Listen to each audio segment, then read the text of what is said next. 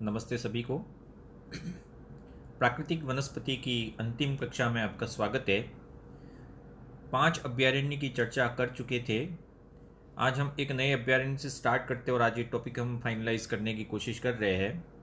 तो आज स्टार्ट करेंगे राष्ट्रीय चंबल अभयारण्य, जो छठा अभयारण्य था, राष्ट्रीय चंबल अभयारण्य। इम्पोर्टेंट किस दृष्टि से है, बिल्कुल देख लीजिएगा आप। राष्ट्रीय चंबल अभयारण्य के बारे में क्या क्या पूछा जा सकता है, तो आपको कौन कौन से पॉइंट याद रखने हैं, बिल्कुल ध्यान रखें।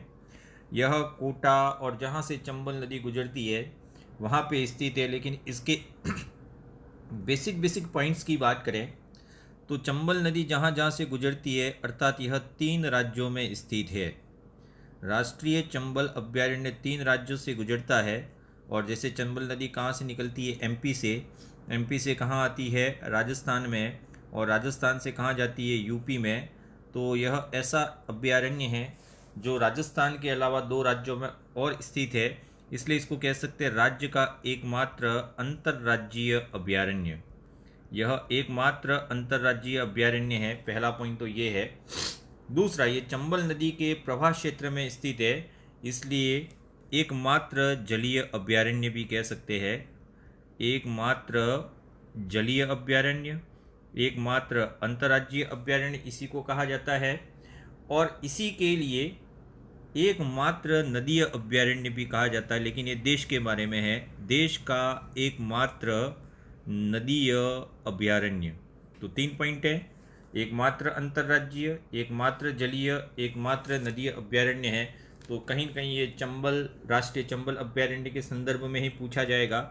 इसके लिए कौन कौन से उपमाएँ जो दी गई इस अभयारण्य को, तो यह है जलीय पक्षियों की प्रजनन स्थली। सबसे पहला है जलीय पक्षियों की प्रजनन स्थली,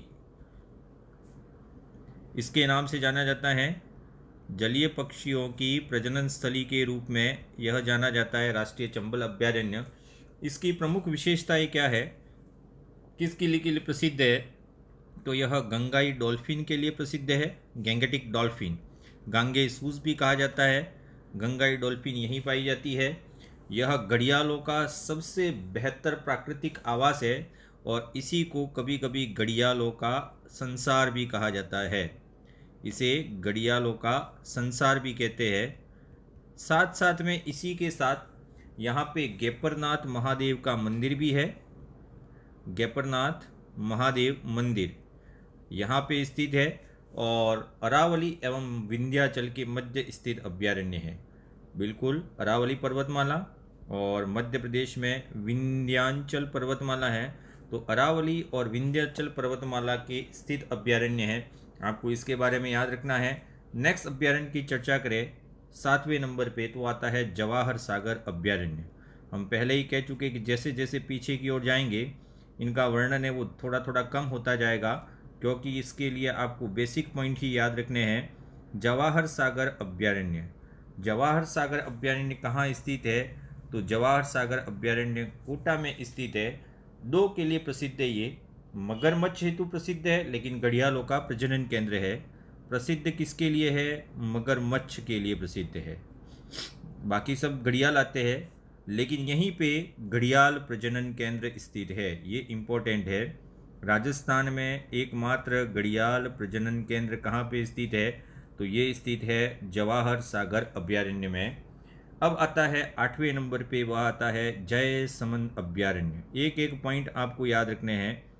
जयसमंद अभयारण्य, और जयसमंद अभयारण्य कौन से ज़िले में है, तो जयसमंद अभयारण्य है वह उदयपुर ज़िले में आता है, उदयपुर में।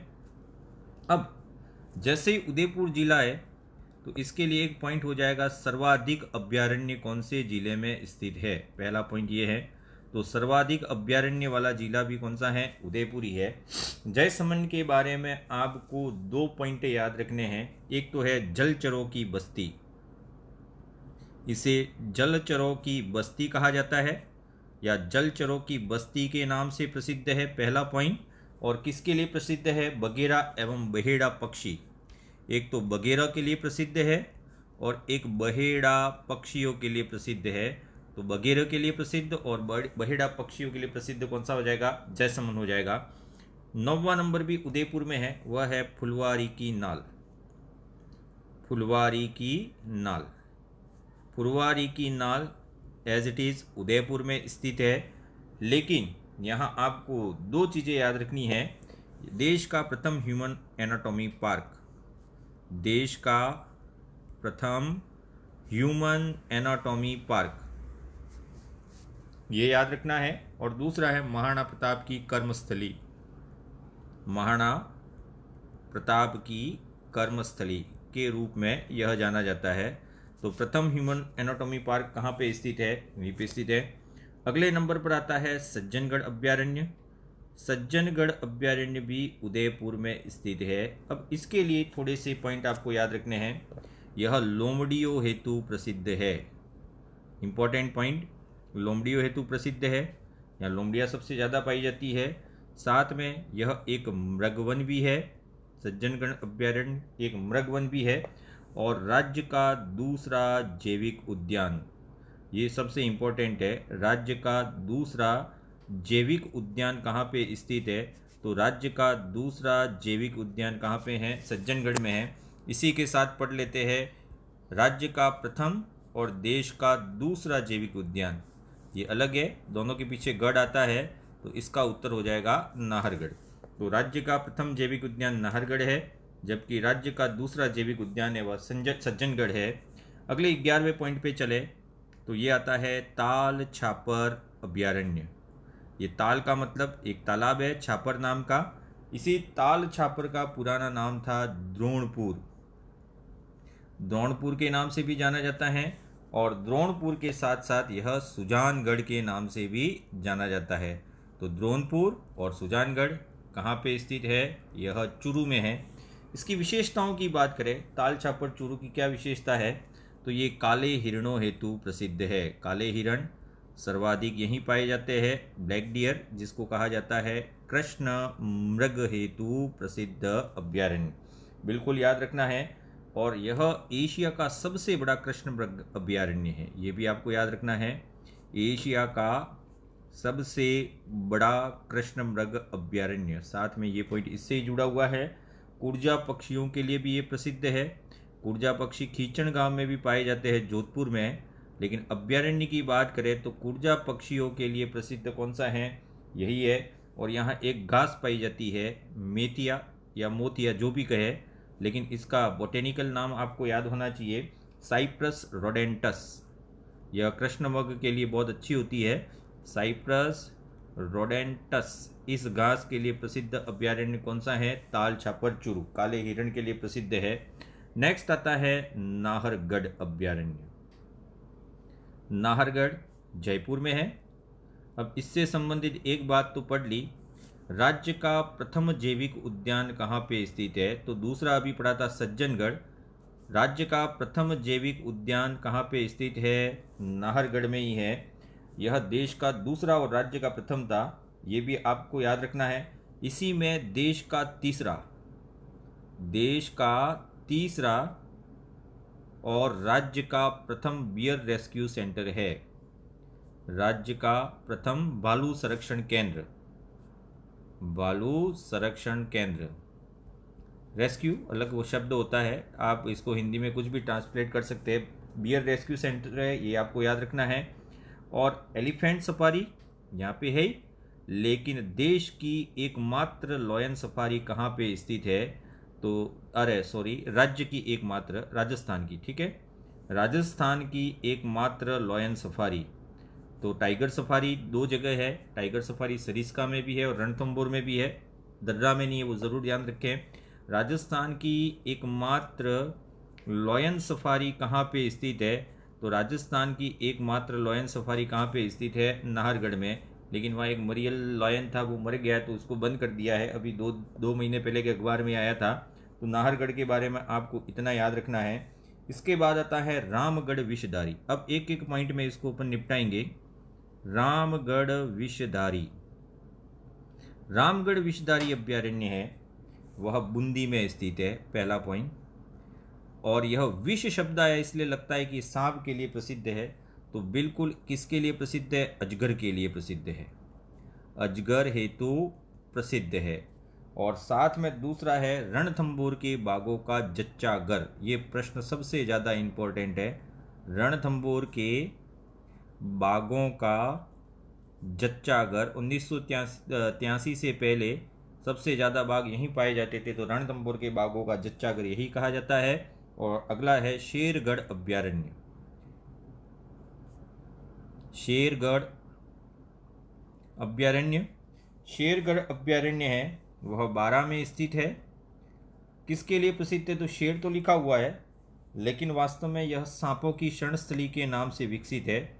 सांपों की शरण स्थली, यह सांपों की शरण स्थली के नाम से विकसित है। और 1983 से पहले भी यहाँ सर्वाधिक बाघ पाए जाते थे। 1983 से पहले सर्वाधिक बाघ वाला अभ्यारण्य कौन सा था? शेरगढ़ अभ्यारण्य है। इसके अलावा फिर छोटे छोटे बेसरोगढ़ अभ्यारण्य चित्तौड़गढ़ में है, केला देवी करौली में है, टाटगढ़ रावली उसकी बात करेंगे अपन नेक्स्ट। छोटे छोटे एक आता है बेसरोगढ़ अभ्यारण्य। बेसरोगढ़ अभ्यारण्य कहाँ पे है? इसका स्थानीय आपको याद रखना है, बेसरोगढ़ अभ्यारण्य चित्तौड़गढ़ में है। दूसरा है केला देवी अभ्यारण्य, ये पढ़ चुके हैं, धोकड़ा के वनों हेतु प्रसिद्ध है। कहाँ पे? केला देवी करौली में स्थित है। टाटगढ़ रावली, ये कर्नल जेम्स टोड के नाम पे बना था, टाटगढ़ या टोडगढ़ रावली। यह 3 जिलों में स्थित है, अजमेर, पाली और राजसमंद। और 2 संभाग भी है, अजमेर 3 संभाग सॉरी, अजमेर, पाली और राजसमंद 3 जिलों में स्थित है और 3 ही संभागों में स्थित है। बंद बारेठा भरतपुर, बंद बारेठा कहाँ पे स्थित है? भरतपुर में स्थित है और इसे कहा जाता है परिंदों का घर। ये उपमाएं आपको ज़रूर याद रखनी है। परिंदों का घर कहा जाता है। बस्सी अभ्यारण्य, बस्सी अभ्यारण्य चित्तौड़गढ़ में है। एक जयपुर में बस्सी वो नहीं है, ये बस्सी चित्तौड़गढ़ वाला है, याद रखना है। चितलों की चहल पहल के नाम से विख्यात है, चितलों की चहल पहल इस नाम से प्रसिद्ध है। नेक्स्ट आता है गजनेर अभ्यारण्य। गजनेर अभ्यारण्य कहाँ पे स्थित है? बीकानेर में स्थित है और किसके लिए प्रसिद्ध है? तो रेत का तीतर, रेत का तीतर इसको बोलते हैं। बटबड़ पक्षी भी बोलते हैं और ग्रेट इम्पीरियल बर्ड भी बोलते हैं। बटबड़ पक्षी के लिए प्रसिद्ध है।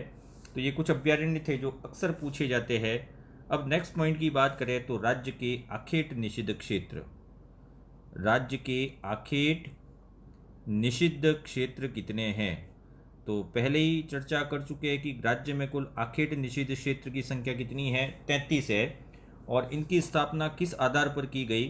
तो ये आपको याद रखना है, राजस्थान सरकार द्वारा वन्य जीव सुरक्षा अधिनियम, वन्य जीव सुरक्षा अधिनियम, ये अधिनियम बना था 1972 में।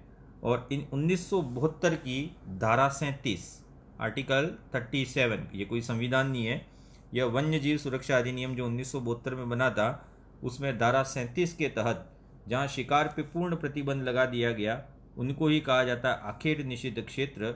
आखेट निषिद्ध क्षेत्र 33 है, तो 33 के बारे में जानकारी आपको नहीं होनी चाहिए।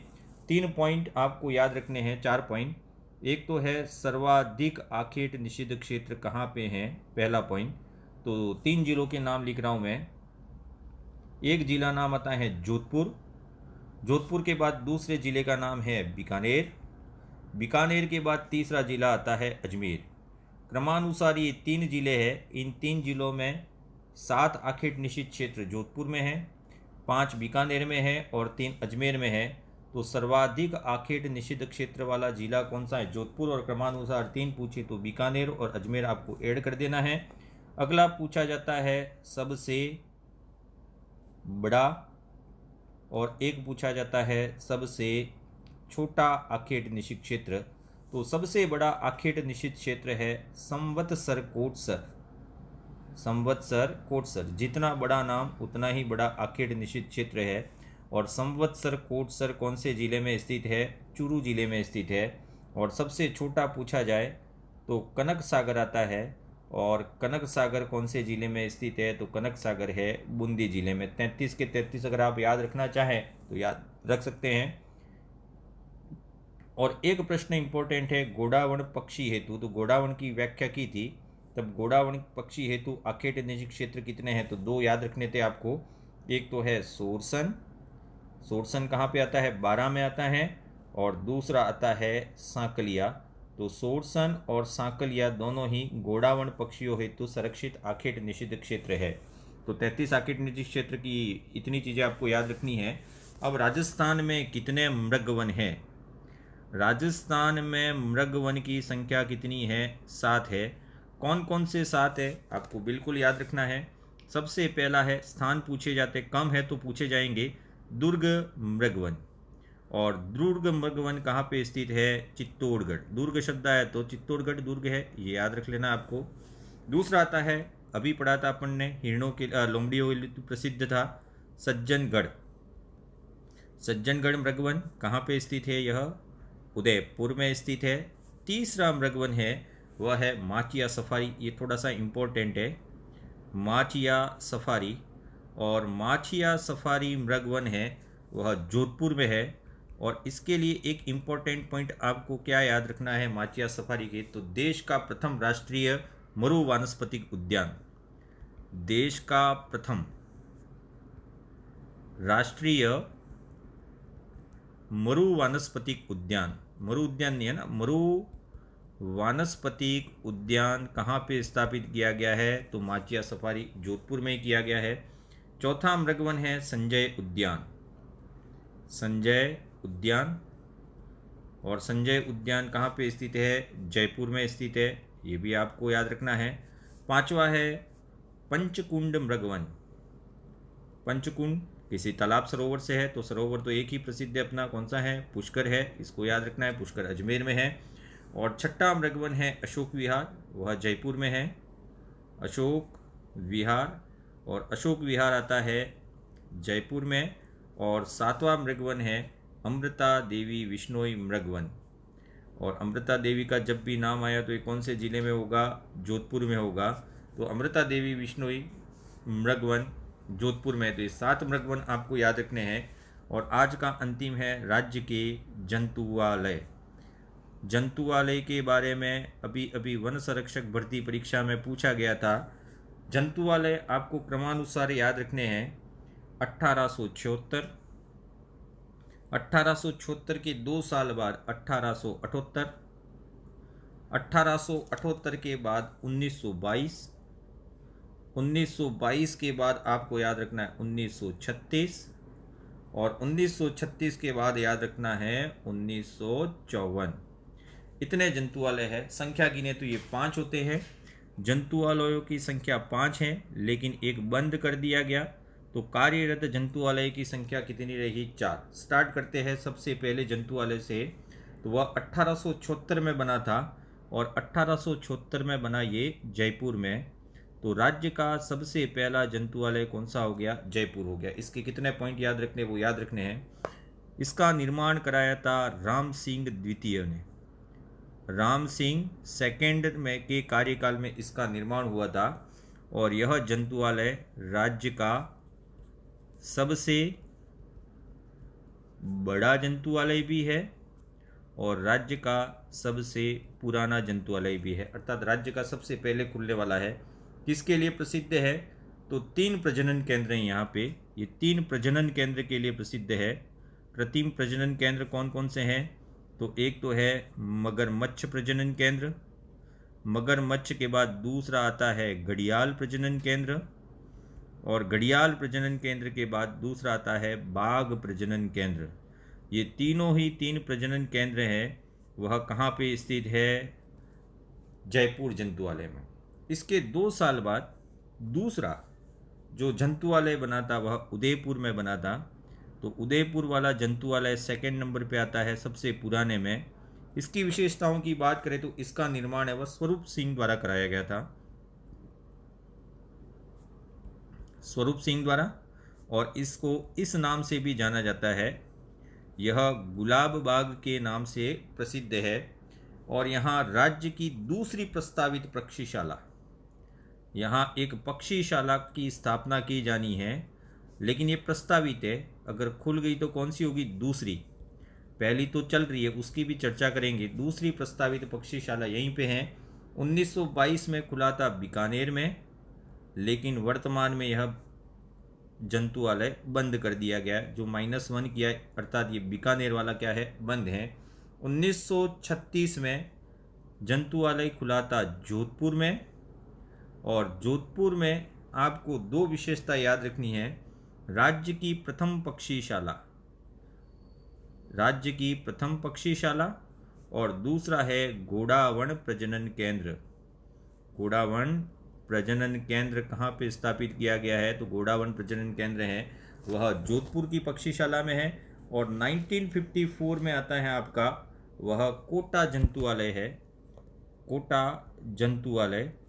अब प्रश्न क्या पूछा गया था वन संरक्षक भर्ती परीक्षा में कि स्वतंत्रता के बाद खुलने वाला प्रथम जंतुआलय कौन सा है? तो ये कोटा ही है, स्वतंत्रता के पश्चात पहला जंतुआलय। और अंतिम, इसके बाद कहीं खुला ही नहीं। तो ये प्राकृतिक वनस्पति का जो चैप्टर था वो समाप्त होता है। Thank you and keep smiling.